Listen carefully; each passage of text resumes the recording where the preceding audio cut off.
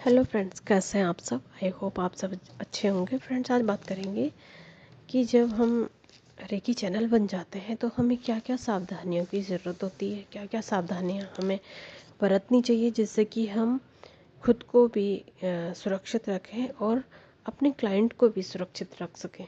तो ये सावधानियां हमारे लिए बहुत इम्पोर्टेंट होती है।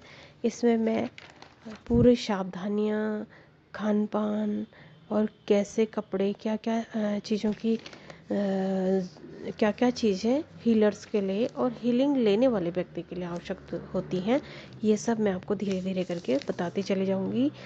सिंबल्स सबको याद हो जाते हैं, प्रैक्टिस भी हो जाती है, लेकिन सावधानियाँ भी बहुत इम्पोर्टेंट है। अगर आप सावधानी नहीं बरतते हैं तो आप अपने क्लाइंट की प्रॉब्लम्स खुद पर ले लेते हैं, तो वो बहुत ख़तरनाक स्थिति हो जाती है। क्योंकि जब कोई रेकी चैनल या हीलर किसी क्लाइंट की हीलिंग करता है तो वो डीप उसके वहाँ पहुँच जाता है जहाँ से वो प्रॉब्लम शुरू होती है। किसी की जन्मजात स्थिति से वो प्रॉब्लम शुरू होती है, किसी की नेगेटिविटी की गहराई बहुत सालों पुरानी होती है, वहाँ तक हीलर डीप गहराई तक जाकर हीलिंग करता है। तो वो चीज़ें हीलर्स के लिए फिर खतरनाक हो जाती हैं।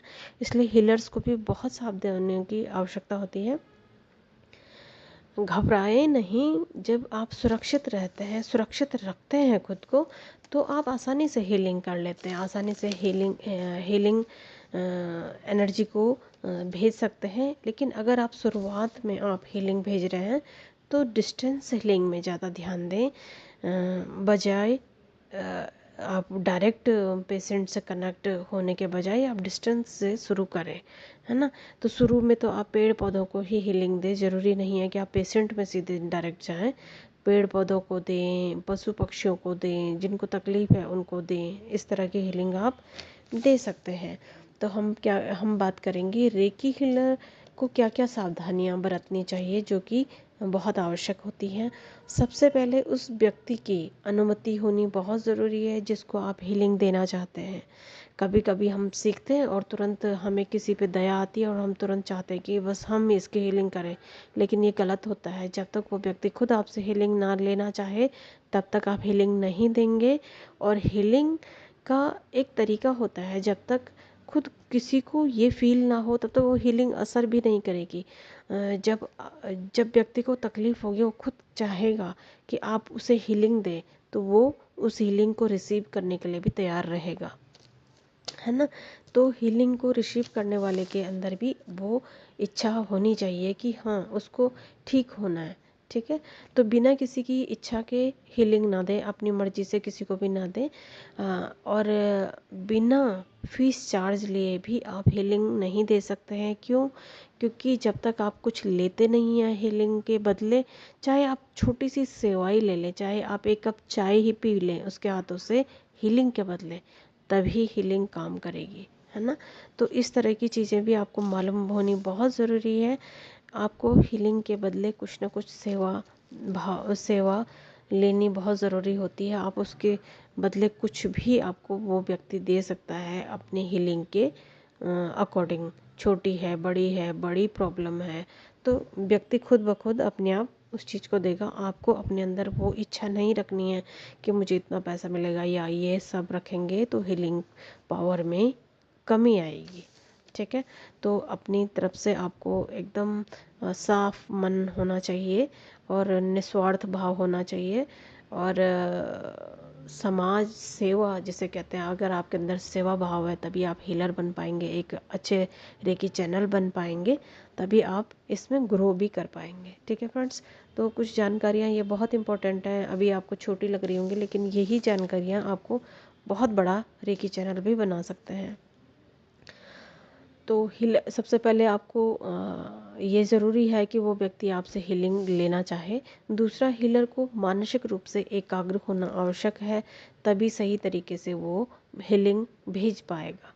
मानसिक रूप से शांत होना ज़रूरी है। अगर आप बहुत परेशान हैं तो उस दिन आप हीलिंग ना दें, आप बीच में एक आध दिन रोक भी सकते हैं हीलिंग देने का प्रोसेस, इससे कोई फ़र्क नहीं पड़ता। लेकिन हाँ, ये है कि जब कोई प्रॉब्लम है तो लगातार अगर आप उसका ट्रीटमेंट करते हैं तो बहुत तेज़ी से वो ठीक होने लगती है चीज़ें।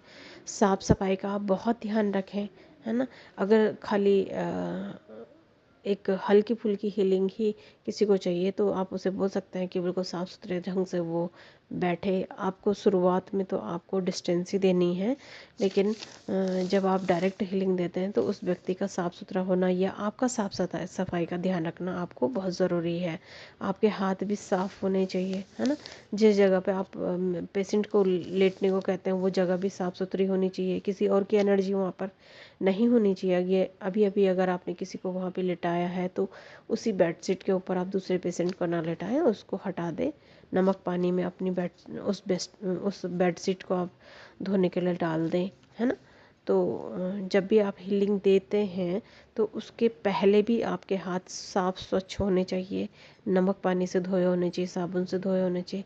और उसके बाद भी आप जब हीलिंग दे देते हैं उसके बाद भी कोहनी तक अपने हाथों को धोएं।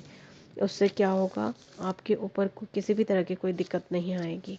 ठीक है फ्रेंड्स, सुरक्षा घेरा आपके लिए बहुत इम्पोर्टेंट होता है और आपके पेशेंट के लिए भी बहुत इम्पोर्टेंट होता है। सबसे पहले हीलर खुद को सुरक्षा घेरा में रखें, उसके बाद ही अपने क्लाइंट को भी सुरक्षा घेरा में रख सकते हैं। आप पिरामिड के अंदर भी रख सकते हैं खुद को भी और अपने पेशेंट को भी। ठीक है, आपका वातावरण एकदम शांत होना चाहिए ताकि आप जब हीलिंग दें तो डायरेक्ट उसी व्यक्ति पे आपका ध्यान हो और उस व्यक्ति का आपकी हीलिंग पावर को रिसीव करने में ध्यान हो। ठीक है, वातावरण शांत होना बहुत ज़रूरी है। जब आप हीलिंग कर चुके होते हैं तो आपको ग्राउंडिंग करना बहुत ज़रूरी हो जाता है। अगर किसी भी तरह की कोई प्रॉब्लम की आपने हीलिंग दी है तो आप उसके बाद ग्राउंडिंग ज़रूर करें। ग्राउंडिंग का मैंने वीडियो डाल रखा है, आप उसे देखकर सीख सकते हैं कि ग्राउंडिंग किस तरह से की जाती है। अगर आप शुरुआती हीलर हैं तो सीधे संपर्क में से बचें, आप डिस्टेंस हीलिंग दें। उससे भी पहले आप बिल्कुल स्टार्टिंग है तो आप पेड़ पौधों को दें, पशु पक्षियों को दें। जब आप किसी व्यक्ति को हीलिंग देना शुरू करते हैं तो थोड़ा कुछ आपके अटूनमेंट में काफ़ी टाइम हो चुका होता है, तभी शुरू करें ताकि आपको सुरक्षा घेरा ये सब चीज़ों के बारे में बहुत गहरा नॉलेज भी हो जाए और आपकी ये चीज़ें स्ट्रॉन्ग भी हो जाए। क्योंकि जब हम शुरू होता है हमारा कोई भी हम अटूनमेंट लेते हैं तो शुरू में हमारा जो सुरक्षा घेरा होता है बहुत स्ट्रॉन्ग नहीं होता है, क्योंकि हम ज़्यादा टाइम तक खूब ध्यान नहीं कर पाते हैं, बहुत अच्छे से उसको अपने आप को प्रोटेक्ट नहीं कर पाते हैं। तो इसलिए शुरू में ही किसी व्यक्ति की हीलिंग ना करें। ठीक है, तो इन चीज़ों का आपको ज़रूर से ध्यान रखना चाहिए। हाँ, और हीलिंग करने से और हीलिंग लेने से पहले दोनों व्यक्तियों को पानी पीना बहुत ज़रूरी होता है। और एक हीलर्स के लिए बहुत सारी चीज़ें ऐसी हैं जिनकी उसे ध्यान रखना चाहिए, सावधानियां बरतनी चाहिए, जो कि सभी हीलर्स के लिए बहुत इम्पोर्टेंट है। इन हर सभी पॉइंट्स में मैं आपको डिटेल में बताऊंगी। जैसे कि आपके अंदर एकाग्रता होनी चाहिए, साफ सफाई किस तरह से होनी चाहिए, सुरक्षा घेरा, वातावरण, ग्राउंडिंग, और हीलर का नया होने से क्या क्या होता है, उसकी अनुमति होना बहुत ज़रूरी है, शांत स्थान होना चाहिए, इरादा साफ होना चाहिए आपका भी और उस व्यक्ति का भी। आपका इरादा स्पष्ट होगा कि हमें इसको ये चीज़ ठीक करनी ही करनी है, तभी हीलिंग हो पाएगी। आपके अंदर एक सहजता होनी चाहिए। आरामदायक स्थान भी बहुत इम्पोर्टेंट है। अगर आप किसी की हीलिंग कर रहे हैं, ऑफलाइन हीलिंग कर रहे हैं, तो वो आरामदायक स्थान पे लेटा होना चाहिए आपका पेशेंट, है ना।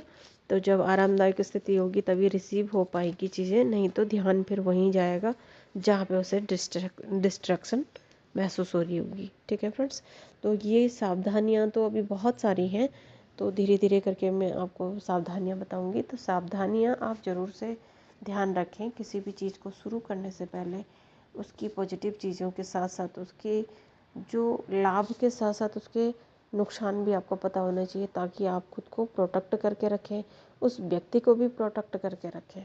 ठीक है फ्रेंड्स, तो आज के लिए इतना ही। Thank you so much.